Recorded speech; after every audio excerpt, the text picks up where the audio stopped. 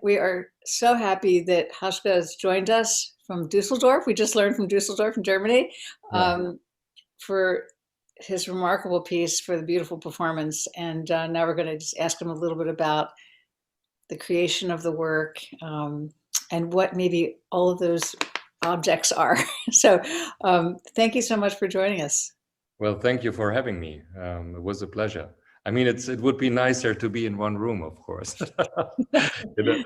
But yeah, no, it was a pleasure. And also, I mean, just looking at the effort that you've, how you created this whole marathon, it's like, I mean, it's incredible to see that things can move and that things can happen in a way. So I'm very glad to be a part of that.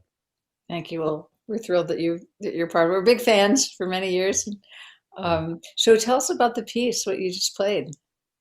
Well, I mean, as I maybe I've said that a couple of times already, I'm always switching between music that I'm writing and music that I'm doing intuitively without any preparation, and I'm trying to not think about preparation at all, because I have the feeling whenever I start to prepare myself, I'm already prepared.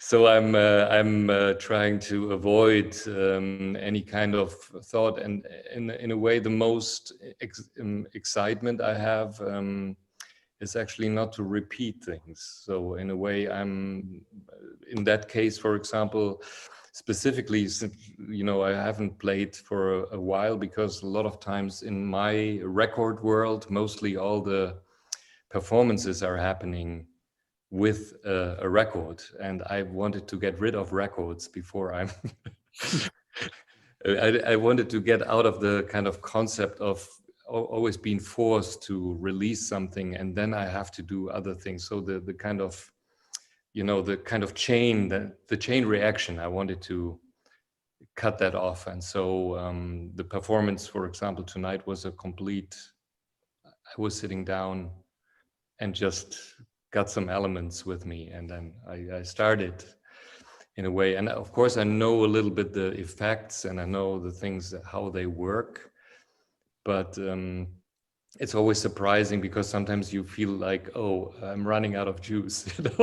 There's something, and I think the scary thing about that is that when you feel that this is happening, then you work against it, and in a way, everything you hear is in a way kind of a reaction of how I feel, actually, pretty much. That's what I did. The interesting thing is that actually the action of preparing the piano is a structure. So that just the act of saying these notes are changed and this is how they are changed, that's enough of a score to say, here's a proposition for how to make a piece of music. Yeah. Can you talk a little bit about prepared piano? Because of course, everyone talks about, how your music is doing something completely different from the way we all inherited the idea of prepared piano from John Cage. Or also we had George Crumb here earlier on the program. And so I think we have a little series going on here of people who do interesting things inside the piano. But your approach seems very different because of the interface with electronics. So maybe you can say something about how you found that. Yeah, well, I was coming in a way, in the beginning I was in a hip hop band, and then I was writing mostly all the songs for it. I was maybe kind of producing the music, and I was trying to be a front guy, but it didn't work out for me. So I was rather the guy that was working on other things. But when I was suddenly, I found out that in a way, when I released the first records, that in a way I was driven by getting something out of the music industry. And then I found out that this is not my purpose. In a way, I wanted to find something that I want to do. So I cut off everything like that I knew before, and I started to do in a way electronic music without piano. There was no piano involved. I worked on, I just wanted to have no form, no length limitation, and no singers. That was the in a way, the three things that I wanted to have first from where I can start from. And not singing, I mean singers in terms of songs, because songs always, in a way, gave a form of 3 minutes and 20, which was the radio length at that time. So I cut off all that, and I started to, record field recordings. I made some recordings in the underground of, I was hanging microphones in the water, in the canals of every street, and I was trying to figure out what the sound of water is and what, how actually the dungeons are sounding in a way. So I was recording that, and I used other elements to create structure. And then I found out that the piano, in a way that I learned, and that was my instrument in a way, could work as well as a kind of synthesizer in a way, without using, without using pre-recorded elements.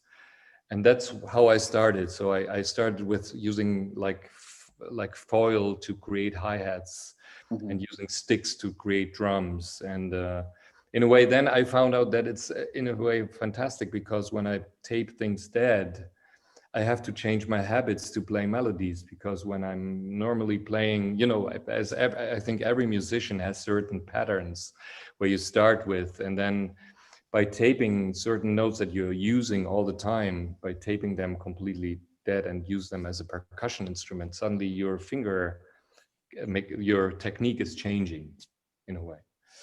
And that's how I started to, in a way, use the patterns to create different sounds.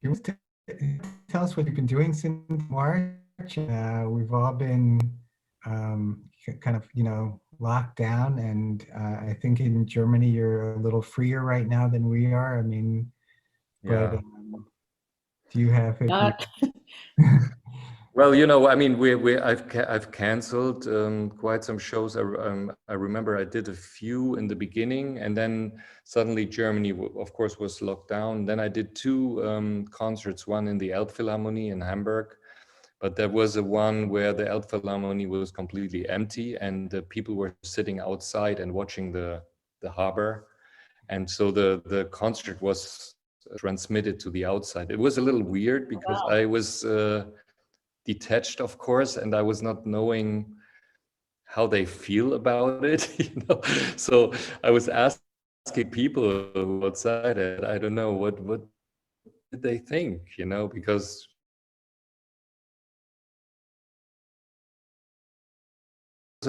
and then I did one open air.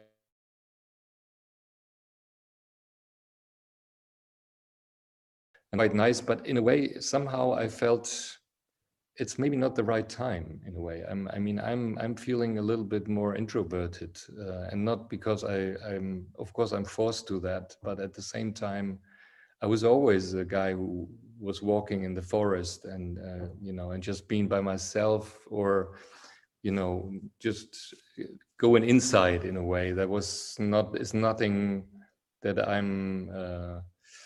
that is difficult for me. So that was one thing, and the other thing is I'm luckily enough, I had since 2016, I'm doing every year quite a handful of scores for films, and in a way that is not stopping.